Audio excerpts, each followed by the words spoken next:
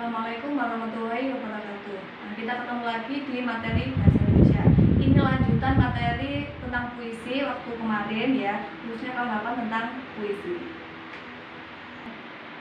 Nah, kalau pertemuan yang kemarin kan kita bahas tentang pengertian, unsur fisik dan unsur batinnya.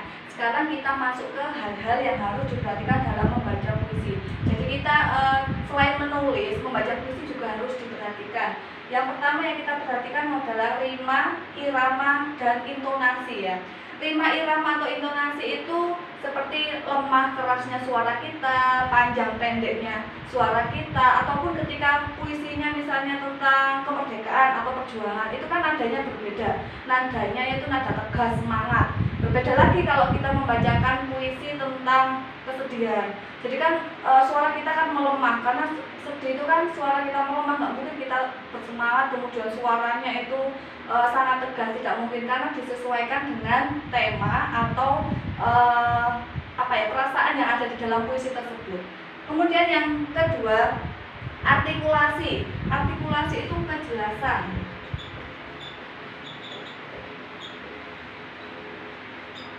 Kejelasan suara ini maksudnya itu bukan berarti kayak panjang pendeknya tadi ya, bukan rima atau irama, tapi lebih ke kejelasan dari vokal atau konsonan. Misalnya kalau A ya kita bilang A, agar orang itu misalnya dari jauh tuh nggak dengar itu ternyata dia itu mengucapkan huruf A, mengucapkan huruf I, ataupun huruf-huruf yang lain. Jadi lebih ke kejelasan huruf atau kata yang diucapkan ketika membaca puisi. Untuk yang ketiga, ekspresi. Nah, puisi itu kan pengungkapan dari perasaan kita, pengungkapan dari apa yang kita maksudkan. Nah, dengan ekspresi orang itu akan paham puisi itu tentang apa, kesedihan, kegembiraan, atau apa. Jadi ekspresinya itu bisa dari mimik wajah. Kalau sedih ya wajah kita layu, mata kita turun. Kalau kita bersemangat, wajah kita, mata kita terbuka, suara kita lebar, keras, tegas. Jadi dari ciri-ciri fisik atau ciri-ciri mata ataupun mulut itu juga mencerminkan ekspresi apa yang mau kita tonjolkan di dalam puisi yang kita baca. Kemudian pernafasan. Kalau kita baca cerita kan nafasnya ya kita terserah, kita ya bisa berhenti tiba-tiba, bisa lanjut terus meskipun ada titik. Nah, kita itu kan membaca cerita.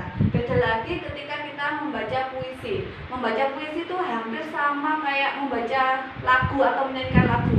Hanya berbeda, kalau lagu kan ada nadanya. Kalau ini kan lebih ke bagaimana suara kita nadakan sendiri sesuai dengan tema puisi tersebut. Kalau sedih ya pernafasan kita seperti apa? Pelan. Kalau tegas atau semangat, pernafasan kita harus lebih kuat lagi kan, harus semangat dan tegas suaranya. Kemudian yang terakhir, penampilan. Nah, dalam puisi kan contohnya kalau kita ada lomba puisi ataupun bisa lomba dalam sekolah atau di kampung, terserah itu ya. Jadi penampilan kita itu juga menunjukkan bagaimana kita kesiapan dalam membaca puisi. Contohnya kalau kita demam panggung, gelisah, ragu-ragu, pasti mempengaruhi apa yang kita baca. Jadi misalnya ceritanya puisinya tentang kesedihan, terus kalau kita demam panggung atau ragu-ragu, gelisah, takut, nanti malah puisinya itu nggak jadi sedih. Orang itu malah melihat puisinya tentang ketakutan. Soalnya kan ekspresi kita menunjukkan dari isi puisi tersebut. Jadi penampilan itu sangat penting untuk mendukung isi dari puisi yang kita baca. Kemudian setelah hal-hal yang harus diperhatikan dalam baca puisi itu diksi dalam puisi. Diksi itu pilihan kata. Pilihan kata.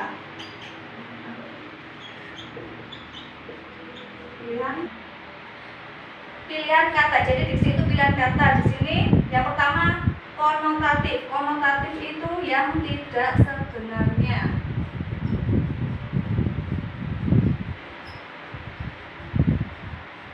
Jadi di dalam puisi itu kita banyak menemukan kata-kata yang tidak sebenarnya. Contohnya kayak naik daun. Kalau kita artikan yang sesungguhnya yang naik di atas daun, tapi kalau dimaknai konotatif, naik daun itu terkenal. Jadi lebih ke makna kias ataupun ungkapan. Kemudian yang kedua, lambang atau simbol. Maksudnya lambang atau simbol itu kita melambangkan sesuatu atau menyimbolkan sesuatu dengan yang lain. Contohnya wajahnya cantik seperti berlian. Nah, kita kan menyimbolkan atau melambangkan wajah seorang gadis yang sangat cantik itu seperti sebuah berlian. Jadi kita itu mengandaikan melambangkan atau menyimbolkan sesuatu dengan sesuatu yang lain. Kemudian yang ketiga, persamaan bunyi atau rima secara vertikal ya. Secara vertikal di sini dibagi lagi menjadi 4. Yang pertama sejajar. Jadi vertikal itu ke bawah. Kalau yang sejajar ini misalnya 4 garis. Nah, jadi belakangnya ini sama semua. Misalnya belakangnya I, ya I semua. Kalau belakangnya K, K semua. Ataupun belakangnya O semua. Jadi sama karena sejajar. Untuk yang kedua, kembar. AABB.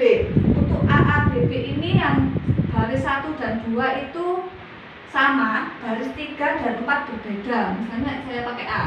Nah, misalnya baris 1 dan 2 itu II, baris 3 dan 4 AA. Jadi intinya 1 dan 2 sama, 3 dan 4 sama. Tapi 1 dan 2, 3 dan 4 ini harus berbeda. Kemudian berpeluk, setelah kembar yaitu berpeluk. Berpeluk itu A, B, B, AA. Nah, jadi yang sama itu baris 1 sama 4, 2 dan 3. Saya pakai B aja ya, biar sama. Yang pertama dan keempat itu sama, kedua dan ketiga itu juga sama. Contohnya kita menggunakan kata dengan akhiran huruf vokal A. Jadi yang A itu ya 1 dan 4. Kemudian kita menggunakan kata huruf akhiran I. Ya huruf ya baris kedua dan 3 juga sama. Jadi samanya itu persamaannya hanya terletak di baris, perbedaannya ya. Kemudian yang terakhir bersilang ABAB. Nah, ini sering banget kita dengar ya. ABAB itu seperti kalau kita membuat pantun. Nah, jadi yang sama itu baris 1 sama 3. Kemudian yang sama lagi baris 2 dan 4. Baris 1 dan 3 ya. Kemudian 2 dan 4. Jadi silang ya. Kemudian yang keempat, persamaan bunyi rima horizontal. Kalau tadi kan vertikal itu ke bawah, sedangkan horizontal itu ke samping. Lebih ke satu baris. Kalau tadi kan di belakang tapi ada 4 baris, tapi kita ambil belakangnya. Kalau horizontal kita ambil satu barisnya seperti ini. Nah, ini satu baris, kita ambil satu baris kalau horizontal. Di sini juga dibagi menjadi 4. Menjadi 2, maaf ya, aliterasi yaitu konsonan. Jadi persamaannya itu pada konsonan. Konsonan itu huruf mati ya, bukan vokal. Kalau vokal itu A, I, U, E, O. Kalau di sini persamaan bunyinya berdasarkan konsonan. Jadi misalnya kalau kita membuat kata dalam satu baris, misalnya saya satu baris memakai 5 kata, 1, 2, 3, 4, 5.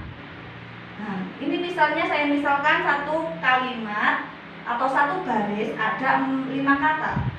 Misalnya di sini pakai konsonan ada B.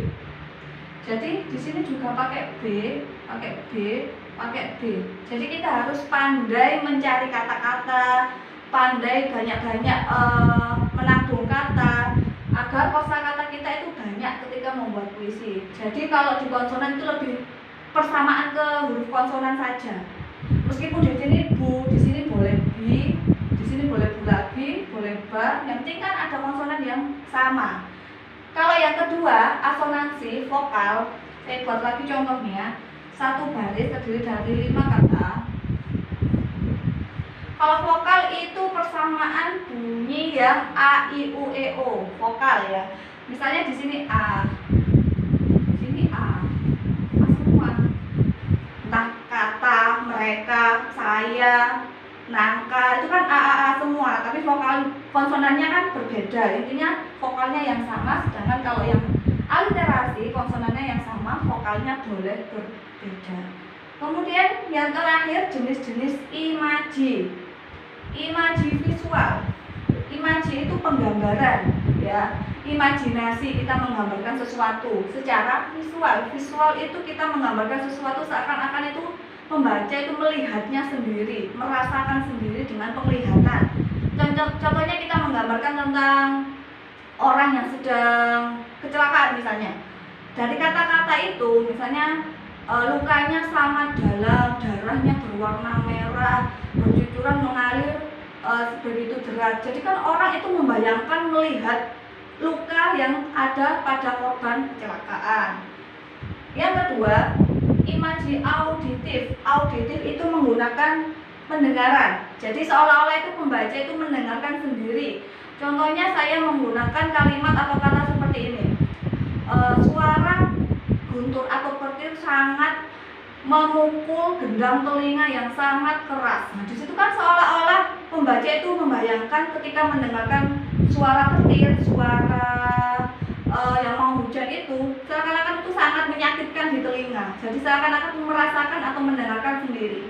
Yang terakhir, imaji taktil. Taktil itu berdasarkan perabaan. Perabaan seperti kalau kita memegang kulit halus, lembut, kasar, kotor, sejuk, dingin, ataupun panas. Contohnya saya contohkan dalam sebuah kalimat atau kata seperti ini. Kulitnya seperti atau sedingin salju di malam pergantian tahun. Nah, disitu kan pembaca puisi itu merasakan kulitnya berarti sangat dingin sekali. Apalagi kalau pembaca itu pernah memegang salju, jadi dinginnya itu bisa dirasakan oleh si pembaca. Jadi materi ini materi lanjutan ketika kita mau membaca puisi atau kata-kata yang kita gunakan dalam pembuatan puisi. Semoga yang saya sampaikan hari ini bermanfaat buat kalian. Saya akhiri. Assalamualaikum warahmatullahi wabarakatuh.